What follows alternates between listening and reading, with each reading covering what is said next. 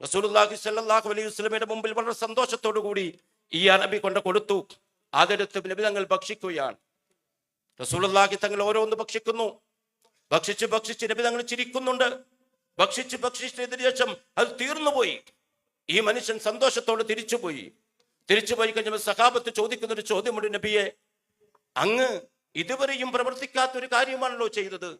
അങ്ങയുടെ മുമ്പിൽ എന്ത് വന്നാലും ഞങ്ങൾക്ക് ഷെയർ ചെയ്യുമായിരുന്നല്ലോ. എന്താണ് അങ്ങ് ഇത് ഷെയർ ചെയ്യാതെ കഴിച്ചത്? മുത്ത് ഹബീബ്, ലോകത്തിന്റെ പ്രവാചകൻ, എന്നെന്നും മാതൃകയാക്കേണ്ട റസൂലുള്ളാഹി സ്വല്ലല്ലാഹു അലൈഹി വസല്ലം പറഞ്ഞൊരു വാക്കുണ്ട്, ചെങ്കിൽ തറക്കുന്നൊരു വാക്കാണ്. ജമാഅത്തെ ഇസ്ലാമി കേരള ഘടകം സംഘടിപ്പിച്ചിട്ടുള്ള വെളിച്ചമാണ് തിരുദൂതർ എന്ന വിഷയത്തെ അപഗ്രഥിച്ചുകൊണ്ട് നടത്തപ്പെടുന്ന ബഹുജന സംഗമത്തിൻ്റെ അവസാന ഘട്ടത്തിലേക്ക് കടക്കുകയാണ്. ഈ യോഗത്തെ നയിച്ചുകൊണ്ടിരിക്കുന്ന യോഗാധ്യക്ഷൻ അബ്ദുൽ ഹക്കീം നദ്വി സാഹിബ്, ഈ യോഗത്തെ ഔപചാരികപരമായി ഉദ്ഘാടന കർമ്മം നിർവഹിച്ച ഞാൻ ഏറ്റവും ഇഷ്ടപ്പെടുന്ന പി മുജീബുർ റഹ്മാൻ സാഹിബ്, ജമാഅത്ത് ഇസ്ലാമി കേരള ഘടകം മീർ സാഹിബ്, പ്രഭാഷണം നടത്തിയ അബീദ അഹമ്മദ്, ഇനിയും തുടർന്ന് നിങ്ങളോട് സംസാരിക്കാനുള്ള ശിഹാബ് പൂക്കോട്ടൂർ, അഷ്റഫ് ബായാർ, വേദിയിലും സദസ്സിലും സന്നിഹിതരായിട്ടുള്ള വിശിഷ്ട വ്യക്തികളെ, സഹോദരി സഹോദരന്മാരെ, വളരെയേറെ പ്രശംസനീയമായ കാലഘട്ടത്തിൻ്റെ കൃത്യമായ രീതിയിൽ അടയാളപ്പെടുത്താൻ കഴിയുന്ന രീതിയിലുള്ള ഒരു സംഗമമായി ഞാനിതിനെ കാണുകയാണ്. പ്രവാചകൻ സല്ലല്ലാഹു അലൈഹി വസല്ലമ തങ്ങൾ മുസ്ലിമീങ്ങളേത് മാത്രമാണ് എന്നുള്ള ഒരു വിശ്വാസം മാറ്റിവെച്ചുകൊണ്ട് ക്രൈസ്തവ ഹൈന്ദവ മതവിഭാഗത്തിൻ്റെയും മതമില്ലാത്തവരുടെയും ഒക്കെ പ്രവാചകനായിട്ടാണ് അള്ളാഹു നിയോഗിച്ചിട്ടുള്ളത് എന്നുള്ള അടിസ്ഥാനപരമായ ഒരു കാഴ്ചപ്പാട് എൻ്റെ സഹോദരി സഹോദരന്മാരിൽ ഉണ്ടാവേണ്ടതുണ്ട്. നബി സല്ലല്ലാഹു അലൈഹി വസല്ലമയുടെ ആഗമനത്തിന് 900 വർഷത്തിനപ്പുറത്ത് മുമ്പ് ലോകത്ത് കടന്നുപോയ ചരിത്രത്തെ വളരെ കൃത്യമായ രീതിയിൽ അടയാളപ്പെടുത്തപ്പെട്ട ഒരു മഹാവ്യക്തിത്വമുണ്ട്. അലക്സാണ്ടർ ചക്രവർത്തി എന്നാണ് അദ്ദേഹത്തെ പരിചയപ്പെടുത്തുന്നത്. അലക്സാണ്ടർ ദ ഗ്രേറ്റ് എന്നാണ് ചരിത്രം അദ്ദേഹത്തെ പേരിട്ട് വിളിക്കുന്നത്. വളരെ ചെറുപ്രായത്തിൽ തന്നെ അന്നത്തെ ലോകത്തിൻ്റെ സർവനിയന്ത്രണവും തൻ്റെ കാൽ കീഴിലേക്ക് വരണമെന്ന് ആഗ്രഹിച്ചുകൊണ്ട് ലോകസഞ്ചാരം നടത്തി ലോകത്തിൻ്റെ വിവിധ മേഖലകളെ കീഴ്പ്പെടുത്തുവാൻ വേണ്ടിയുള്ള ശ്രമങ്ങൾ നടത്തിയ ഒരു വ്യക്തിത്വമാണ് അദ്ദേഹം. അദ്ദേഹത്തിൻ്റെ യാത്രയിൽ അദ്ദേഹം നമ്മുടെ മതേതര ജനാധിപത്യ രാജ്യമായ ഇന്ത്യയുടെ, അന്നത്തെ ഭാരതത്തിൻ്റെ കിഴക്കൻ പ്രദേശമായിരുന്ന പാകിസ്ഥാനിലെത്തുകയും പാകിസ്ഥാൻ ഭരിക്കുകയും ചെയ്തുവെന്ന് ചരിത്രം രേഖപ്പെടുത്തുന്നുണ്ട്. പക്ഷേ അദ്ദേഹത്തിൻ്റെ ചരിത്ര രേഖകളിൽ അദ്ദേഹം വളരെ കൃത്യമായി രേഖപ്പെടുത്തപ്പെടുന്ന ഒരു ഭാഗമുണ്ട്. ലോകം മുഴുവനും കീഴ്പ്പെടുത്തണമെന്ന് ആഗ്രഹിച്ച ആ മഹാവ്യക്തിത്വം അദ്ദേഹത്തിൻ്റെ ആഗ്രഹത്തിൻ്റെ, അഭിലാഷത്തിൻ്റെ ജീവിത ചിന്തയിൽ നിന്നും മാറ്റിവെച്ചിരുന്ന ഒരു പ്രദേശമുണ്ടായിരുന്നു. ആ പ്രദേശത്തെ കൃത്യമായ രീതിയിൽ അടയാളപ്പെടുത്തപ്പെടുന്നുണ്ട്. ആ പ്രദേശത്തിൻ്റെ പേരാണ് ഇന്ന് നമ്മൾ മക്കയും മദീനയും കൂടിച്ചേരുന്ന ഹിജാസ് എന്ന് പറയപ്പെടുന്ന പ്രദേശം. അതിന് പ്രത്യേക ചില കാരണങ്ങളുണ്ട്. അദ്ദേഹത്തിന് ആ പ്രദേശത്തെ കീഴ്പ്പെടുത്തിയത് കൊണ്ട് യാതൊരുവിധമായ പ്രയോജനവുമില്ല. ലോകത്തൊരു ഭരണാധികാരിക്കും കീഴ്പ്പെടുത്തപ്പെടാൻ പറ്റുന്ന സാമൂഹ്യ സാഹചര്യത്തിലോ ചിന്താഗതികളിലോ ഉള്ള ഒരു ജനതയായിരുന്നില്ല ആ കാലഘട്ടത്തിലെ ആ പ്രദേശത്തുള്ളവർ. അതുകൊണ്ട് തന്നെ ഹിജാസ് എന്ന് പറയുന്ന മക്കയും മദീനയും ഉൾപ്പെടുന്ന പ്രദേശത്തെ ഭരണ സംവിധാനം തൻ്റെ കാൽക്കീഴിൽ വരണമെന്ന് ആഗ്രഹിക്കാതെ പോയ ലോക ചക്രവർത്തിമാരിൽ ഒരാളായിരുന്നു അലക്സാണ്ടർ ചക്രവർത്തി എന്ന് രേഖപ്പെടുത്തപ്പെടുന്നുണ്ട്. ഞാനിത് പറയാനുള്ള സാഹചര്യം, അത്രയേറെ മലീമസമായിരുന്ന, അത്രയേറെ ആർക്കും ഉൾക്കൊള്ളാൻ പറ്റാത്ത ഒരു പ്രത്യേകമായ ജീവിതശൈലിയെ പിന്തുടർന്നു വന്നിരുന്ന ഒരു ജനസമൂഹത്തെ ആണ് ഈ ഹിജാസ് എന്ന് പറയുന്ന ആ പ്രദേശം ഉൾക്കൊണ്ടിരുന്നത് എന്നുള്ളതാണ്. അവിടേക്കാണ് ലോകത്തിൻ്റെ പ്രവാചകൻ മുഹമ്മദ് മുസ്തഫ സല്ലല്ലാഹു അലൈഹി വസല്ലമയെ തങ്ങളെ കൃത്യമായി അള്ളാഹു നിയോഗിക്കുന്നത് എന്നുള്ളത് ചരിത്ര വായനയിൽ അടിവരയിടേണ്ടുന്ന ഒരു പ്രത്യേക പോയിന്റാണ്. റസൂലുള്ളാഹി സ്വല്ലല്ലാഹു അലൈഹി വസല്ലമയെ നിയോഗിക്കപ്പെടുന്ന സാഹചര്യം മക്കയുടെ, മദീനയുടെ അന്നത്തെ ആ സാഹചര്യത്തെക്കുറിച്ച് ചരിത്രകാരന്മാർ ഡാർക്ക് ഏജ് എന്ന് പറയുന്നുണ്ട്. ആ കാലഘട്ടത്തിൽ 3 ഡബ്ല്യുകളായിരുന്നു ആ പ്രദേശത്തെ ജനങ്ങളെ, അവരുടെ ജീവിതത്തെ ഹഠാതാകർഷിച്ചതെന്നുള്ളതാണ്. വാർ വൈൻ വുമൺ എന്നുള്ളതാണ് ആ ജീവിതത്തിന്റെ ലക്ഷ്യം തന്നെ. മദ്യവും പെണ്ണും യുദ്ധവും. അത്രയേറെ മലീമസമാക്കപ്പെടുന്ന മാനസികാവസ്ഥയിൽ ഒരു ജനസമൂഹത്തിന്റെ മുമ്പിലേക്കാണ് വളരെ പരിമിതികൾ ഉണ്ടായിരുന്ന നിരക്ഷരനായ ഒരു പ്രവാചകനെ നിയോഗിക്കുന്നത്. റസൂലുള്ളാഹി സ്വല്ലല്ലാഹു അലൈഹി വസല്ലമയെ നിയോഗിച്ചുകൊണ്ട് അല്ലാഹു റബ്ബുൽ ഇസ്സത്ത് ആ ജനങ്ങളുടെ മുമ്പിൽ വെച്ച പ്രമേയം ഇതായിരുന്നു: ലഖദ് കാന ലക്കും ഫീ റസൂലില്ലാഹി ഉസ്വത്തുൻ ഹസന.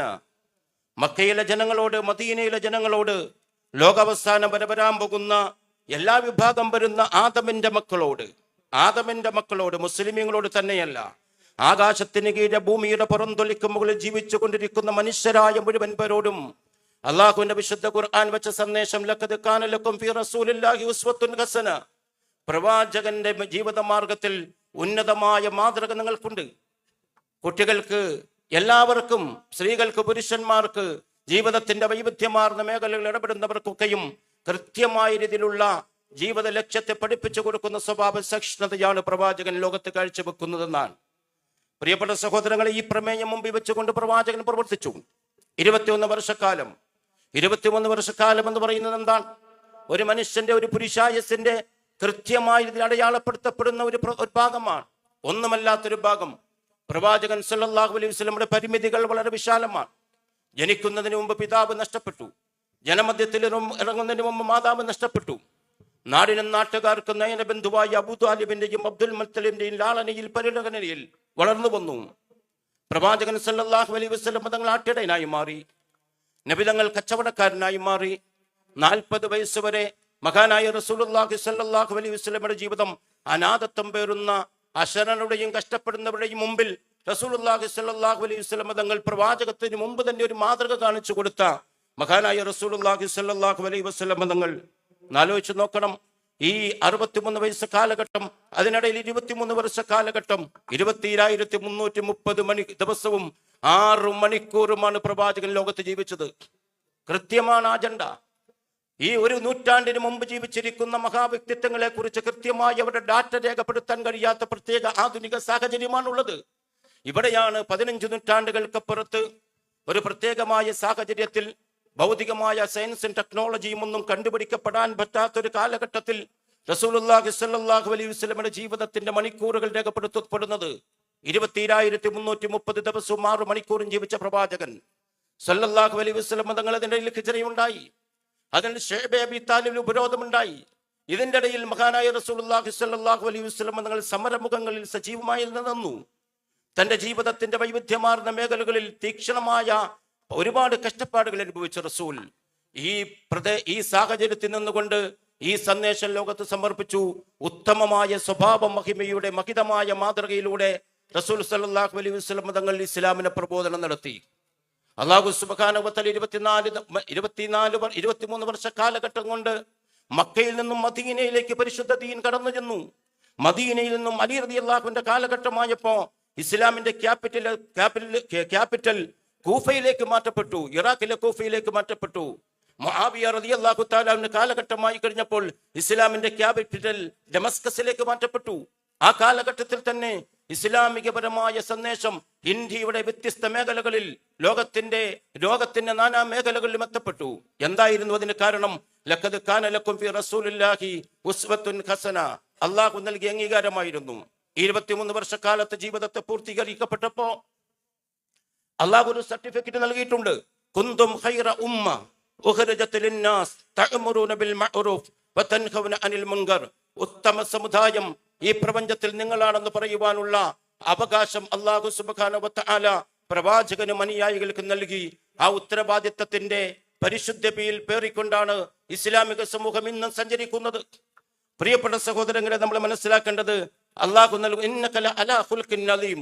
പ്രവാചകൻ സല്ലല്ലാഹു അലൈഹി വസല്ലമയുടെ അഡ്രസ് അള്ളാഹു സുബ്ഹാനഹു വ തആല നൽകിയത് നിങ്ങൾ ഉത്തമ സ്വഭാവത്തിന്റെ മേലാണെന്നുള്ളതാണ്. ഈ ഉത്തമ സ്വഭാവമായിരുന്നു, ഈ സഹിഷ്ണുതയുടെ സ്വഭാവമായിരുന്നു റസൂലുള്ളാഹി സ്വല്ലല്ലാഹു അലൈഹി വസല്ലം തങ്ങൾ ലോകത്ത് കാഴ്ചവെച്ചത്. ചരിത്രത്തിൽ അങ്ങോളം ഇങ്ങോളം നമ്മൾക്ക് ഒരുപാട് ഉപമകൾ കാണാൻ സാധിക്കും. ഈ പ്രവാചകന്റെ ഉത്തമ സ്വഭാവത്തിന്റെ അവസ്ഥയെക്കുറിച്ച് നമ്മൾ പരിശോധിച്ചു കഴിഞ്ഞാൽ, റസൂലുള്ളാഹി സ്വല്ലല്ലാഹു അലൈഹി വസല്ലമയുടെ ഞാൻ നേരത്തെ പറഞ്ഞു പരിമിതികൾ ഒരുപാടുണ്ടായിരുന്നു. പരിമിതികൾക്ക് മുമ്പിൽ നിന്നുകൊണ്ട് റസൂലുള്ളാഹി സ്വല്ലല്ലാഹു അലൈഹി വസല്ലം തങ്ങൾ അനാഥത്വത്തിന്റെയും കഷ്ടപ്പാടിന്റെയും തീക്ഷ്ണമായ മുൻപിൽ നിന്നുകൊണ്ടായിരുന്നു ഇസ്ലാമിക പ്രബോധനം നടത്തിയത്. ഇവിടെ നമ്മൾ കൃത്യമായി മനസ്സിലാക്കുന്ന ഒരു കാര്യം, സ്വന്തക്കാർ പ്രവാചകന് സാക്ഷ്യം വഹിച്ചു എന്നുള്ളതാണ്. സ്വഭാവ സവിശേഷതയിൽ സ്വന്തക്കാർ സാക്ഷ്യം വഹിച്ചു എന്നുള്ളതാണ്. ആരാണ് ഈ സ്വന്തക്കാർ? നബി സല്ലല്ലാഹു അലൈഹി വസല്ലം തങ്ങളുടെ കിടപ്പറ പങ്കിട്ട ഖദീജ ബീബിയാണ് ഒന്നാമത്തെ സാക്ഷ്യപത്രം.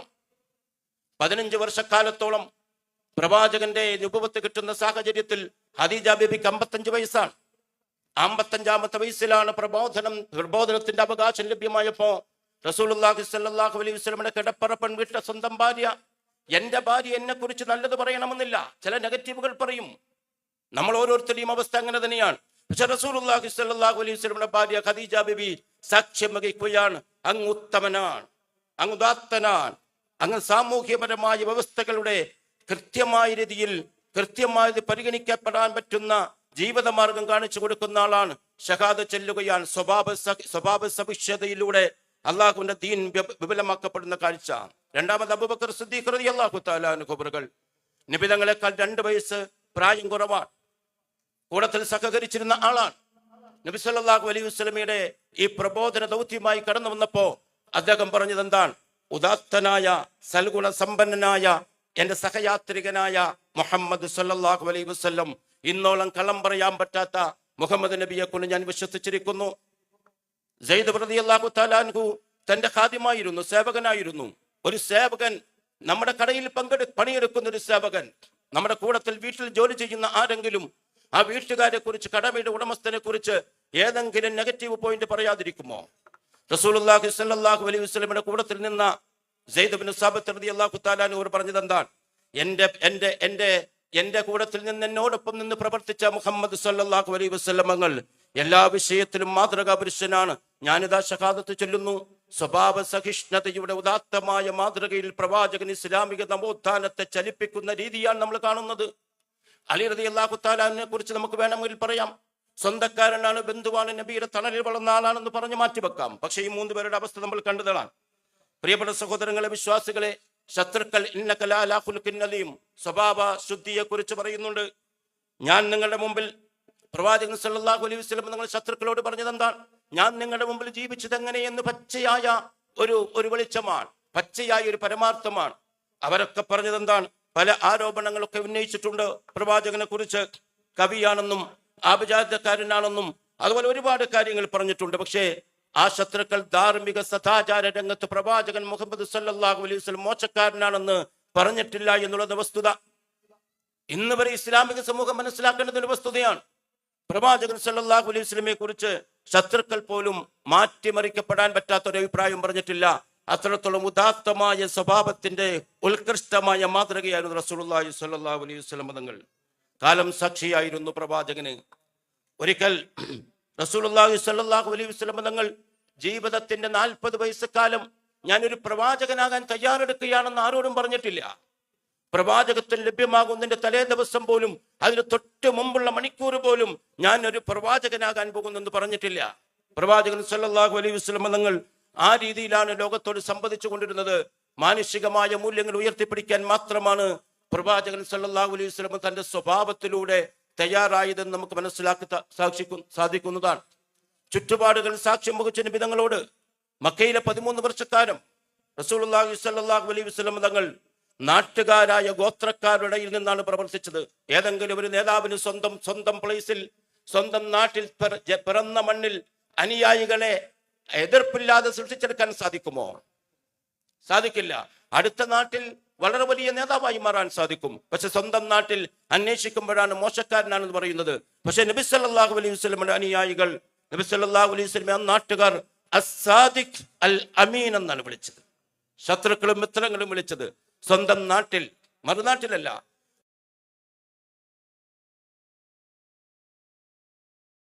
മുതൽ മധ്യവയസ്സ് വരെ ആ സ്വഭാവശുദ്ധിയുടെ വിശുദ്ധിയിലാണ് വളർന്നു വന്നതെന്നാണ് ഞാൻ പറഞ്ഞു വന്നത്.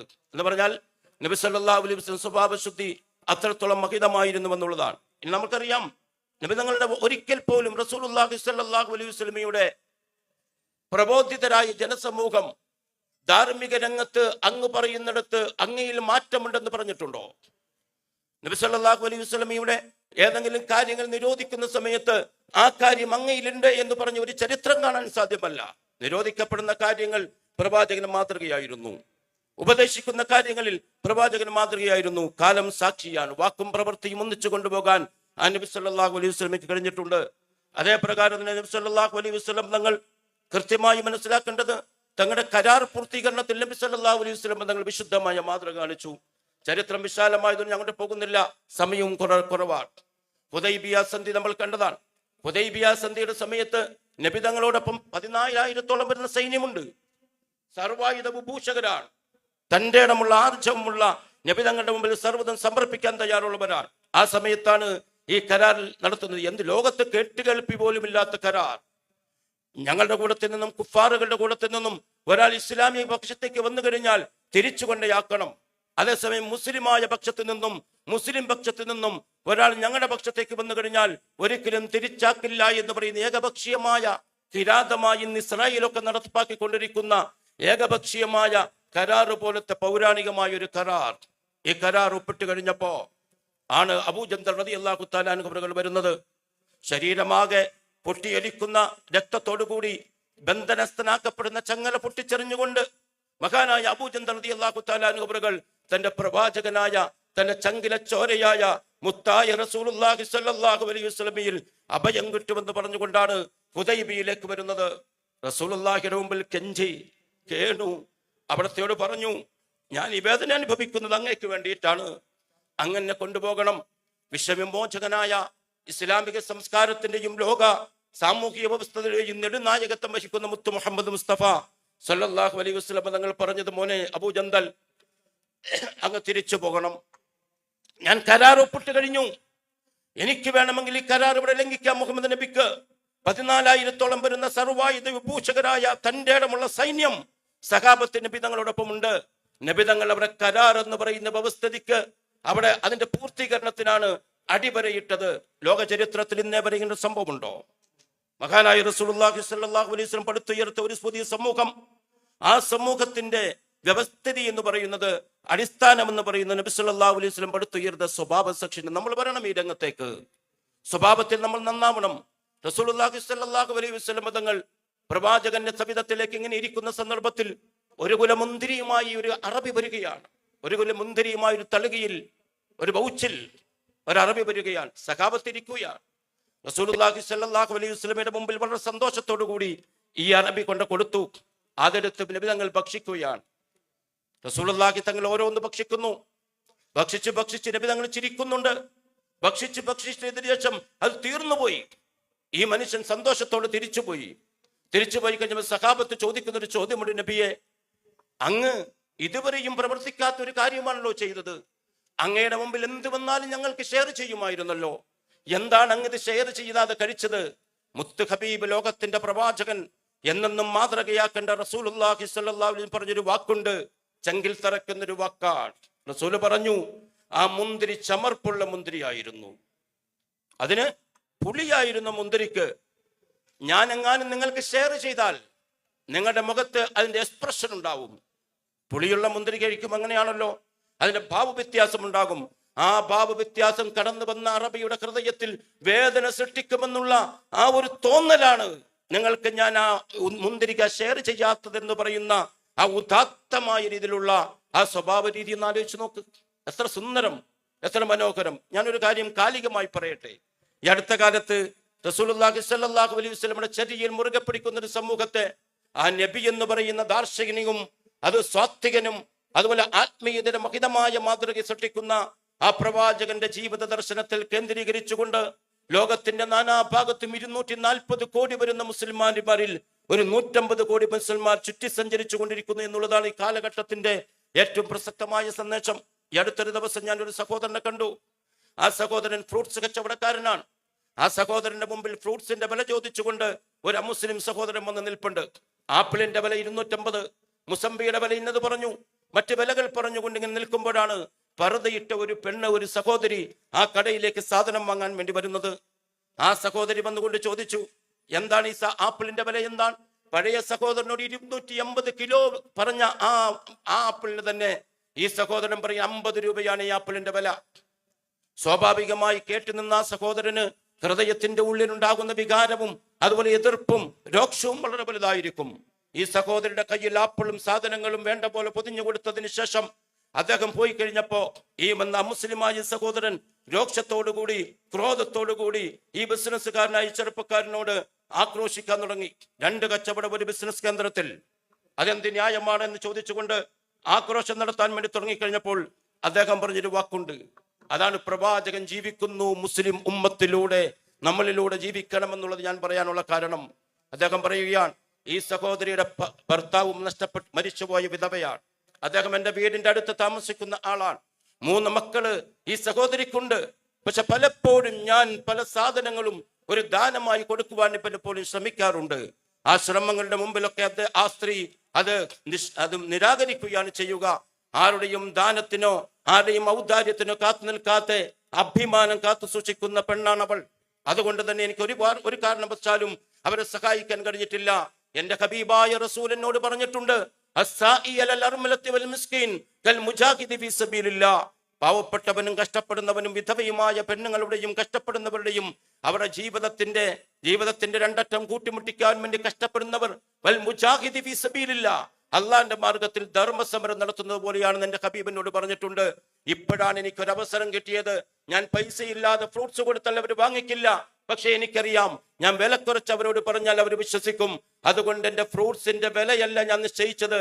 ഞാൻ കൊടുക്കാൻ ധർമ്മത്തിന്റെയും നീതിബോധത്തിന്റെയും മുമ്പിൽ എന്റെ പ്രവാചകന്റെ താത്വികമായ നിലപാട് സമൂഹത്തോട് ഞാൻ സംവദിക്കുന്ന ഒരവസ്ഥ എനിക്ക് കിട്ടിയപ്പോൾ ഞാൻ നടപ്പാക്കിയ ഒരു രീതി, ഒരു അവസരം മുതലെടുത്തതാണെന്ന് പറയുന്ന ഒരു സാഹചര്യം ഈ ആധുനിക കാലഘട്ടത്തിൽ ഉണ്ടെങ്കിൽ പ്രിയമുള്ള സഹോദരങ്ങളെ, അഭിമാനത്തോടു ആർജവത്തോടു കൂടി നേരത്തെ അമീർ സാഹിബ് സൂചിപ്പിച്ചതുപോലെ ഹുബ്ബുർ റസൂൽ എന്ന് പറയുന്നത് ഇത്തിബായിലൂടെ ധീരമായ നിലവിലൂടെ ഈ ലോകം മുഴുവൻ എതിർക്കപ്പെടേണ്ടി വന്നാലും പ്രവാചക ചര്യകളെ മുറുകെ പിടിക്കുവാനുള്ള വ്യഗ്രതയും ആർജവും കാണിക്കണമെന്ന് അവിടത്തെ ചര്യയും അവിടത്തെ സ്വഭാവ സഹിഷ്ണുതയുമാണ് ലോകത്തിന്റെ നാനാഭാഗത്തും ഇസ്ലാം എന്ന നവോത്ഥാന ചിന്തയിൽ അധിഷ്ഠിതമായി മുമ്പോട്ട് പോകാൻ കാരണമെന്നുള്ളത് എന്നത് നാം മനസ്സിലാക്കിയേ മതിയാകും. പ്രിയപ്പെട്ട സഹോദരിമാർ പ്രത്യേകിച്ച് മനസ്സിലാക്കണം, ജീവിതം നൈമിഷികമാണ്. പ്രവാചക ചര്യ എന്നത് പുരുഷന്മാർക്ക് മാത്രമുള്ളതല്ല. പ്രവാചക ചര്യ എന്ന് പറയുന്നത് സ്ത്രീകളായ നിങ്ങൾക്കും നിങ്ങളിൽ വലിയ ഉത്തരവാദിത്വമുണ്ടെന്നുള്ള ബോധ്യം നിങ്ങൾക്കുണ്ടാവണം. ഞാൻ അങ്ങോട്ട് കടന്നു പോകുന്നില്ല, സമയം അവസാനിക്കുകയാണ്. അതുകൊണ്ട് പ്രിയമുള്ള സഹോദരിമാരെ, സഹോദരന്മാരെ, മഹാനായ റസൂലുള്ളാഹി സ്വല്ലല്ലാഹു അലൈഹി വസല്ലം നിങ്ങൾ നമ്മുടെ മുമ്പിൽ ജീവിക്കണം. റസൂലുള്ളാഹി സ്വല്ലല്ലാഹു അലൈഹി വസല്ലമയുടെ ചെരുപ്പിനെ കുറിച്ച് എഴുതി വെച്ച ഗ്രന്ഥങ്ങൾ, നബി തങ്ങളുടെ ചെരുപ്പിനെ കുറിച്ച് മാത്രം എഴുതി വെച്ച ഗ്രന്ഥങ്ങൾ പലതാണ്. നാം മനസ്സിലാക്കണം, റസൂലുള്ളാഹി സ്വല്ലല്ലാഹു അലൈഹി വസല്ലമയുടെ ജീവിതം ഒറ്റ വാക്കിൽ അവസാനിപ്പിക്കാൻ കഴിയുന്നതല്ല. നബി തങ്ങളുടെ ചെരുപ്പിനെ കുറിച്ച്, നബി തങ്ങളുടെ ദാടി രോമം എത്രയുണ്ടായിരുന്നു എന്നതിനെ കുറിച്ച്, എത്ര രോമം നരച്ചു എന്നതിനെ കുറിച്ച് പ്രവാചക ചര്യന്മാർ പിന്നീടുള്ള പണ്ഡിതന്മാർ രേഖപ്പെടുത്തിയ ഗ്രന്ഥങ്ങൾ കനപ്പെട്ടതാണ്. അപ്പോൾ ഒരു പ്രവാചക ജീവിതത്തെ അന്വർത്ഥമാക്കുവാൻ ജീവിതത്തിന്റെ വൈവിധ്യമാർന്ന മേഖലകളിൽ അന്വേഷണത്വരയോടുകൂടി ഇത്തരം പരിപാടികളിലൂടെ ആർജിച്ചെടുക്കുന്ന ഈമാനിക വിപ്ലവത്തിലൂടെയും മുമ്പോട്ട് പോകണമെന്ന് മാത്രം ഞാൻ ആഹ്വാനം ചെയ്യുകയും റസൂലുള്ളാഹി സ്വല്ലല്ലാഹു അലൈഹി വസല്ലമയുടെ സുന്നത്തും നബി സല്ലല്ലാഹു അലൈഹി വസല്ലം രൂപപ്പെടുത്തിയെടുത്ത ഒരു സമൂഹവും അത് മാനസികമായ പരിവർത്തനത്തിലൂടെയാണ് അത് ആ ഒരു മാറ്റം ഉണ്ടാക്കിയെന്നുള്ള ഒരു സൂചനയും നിങ്ങളുടെ മുമ്പിൽ ഞാൻ വെക്കുകയാണ്. പഠിക്കാൻ വേണ്ടി നിങ്ങൾ തയ്യാറാവണം. ഈ റബീഉൽ അവ്വൽ മാസം അതിനുവേണ്ടി നിങ്ങൾ വിനിയോഗിക്കുക. പഠിക്കുവാനും ശ്രമിക്കുവാനും റസൂലുള്ളാഹി സ്വല്ലല്ലാഹു അലൈഹി വസല്ലം ജീവിതത്തിന്റെ എല്ലാ മേഖലകളെ കുറിച്ച് മനസ്സിലാക്കുവാനും നമുക്ക് കഴിയട്ടെ.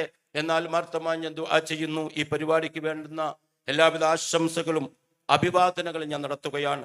ഈ പരിപാടിയെ മുക്തകണ്ഠം ഞാൻ പ്രശംസിക്കുകയാണ്. അച്ചടക്കമുള്ള ഒരു സമൂഹം, അച്ചടക്കമുള്ളൊരു സമൂഹം ഒരാഴ്ചക്കാലത്തോളം മതപ്രസംഗ പരമ്പര പാതിരാ പ്രസംഗം വെച്ചാലും കിട്ടാത്ത ഒരാത്മീയ അനുഭൂതി ഈ അരമണിക്കൂർ 2 മണിക്കൂർ കൊണ്ട് ലഭ്യമായി എന്ന് ഞാൻ അമീർ സാഹിബിനോട് പറയുമായിരുന്നു. അമീർ സാഹിബിനോട് ഞാൻ പോയപ്പോൾ പറയുകയാണ്, അമീർ സാഹിബിന്റെ ചരിത്രത്തിന്റെ കെട്ട് വീണ്ടും മുമ്പോട്ട് പോയിരുന്നെങ്കിൽ എൻ്റെ നെഞ്ചകം പിളർക്കുന്ന രീതിയിൽ ഞാൻ കരയുമായിരുന്നു എന്ന് സൂചിപ്പിച്ചു. അത്രത്തോളം ഹൃദ്യമായിരുന്നു ഈ സദസ്സിലൂടെ നമ്മൾ കേൾക്കുന്ന പ്രഭാഷണം. ഇൻഷാ അല്ലാഹ് ഇനിയും പ്രസംഗ രംഗത്ത് വളരെ പ്രഗത്ഭനായ ശിഹാബ് പൂക്കോട്ടൂർ ഉൾപ്പെടെയുള്ള ആൾക്കാരുണ്ട്. അല്ലാഹു സുബ്ഹാനഹു വ തആല ഈ പരിപാടിയെ വിജയിപ്പിക്കുമാറാവട്ടെ. ഈ പരിപാടിയെ സംഘാടകർക്ക് വീണ്ടും ദീനിയായ ചടുലമായ മുന്നേറ്റം അത്യാവശ്യ ഘട്ടങ്ങളിലൊക്കെ നടത്തുവാനുള്ള തൗഫീഖ് അനുഗ്രഹിക്കുമാറാവട്ടെ. ഇവിടെ കൂടിയിട്ടുള്ള സഹോദരി സഹോദരന്മാർ കൃത്യമായി 5 നേരം നമസ്കരിക്കുകയും ഹറാമുകൾ സൂക്ഷിക്കുകയും ചെയ്യുന്നവരാവണമെന്ന് സൂചിപ്പിക്കുകയാണ്. ഹലാൽ ഹറാമുകൾ മിക്സഡായ ഒരു കാലഘട്ടത്തിൽ ഹറാമുകൾ സൂക്ഷിച്ച് നബിതങ്ങളെ ഫോളോ ചെയ്യുവാൻ തയ്യാറാവുക. അള്ളാഹു അനുഗ്രഹിക്കുമാറാവട്ടെ. വാഹിർ ദുആഇ അൽഹംദുലില്ലാഹി റബ്ബിൽ ആലമീൻ. അസ്സലാമു അലൈക്കും വറഹ്മത്തുള്ളാഹി.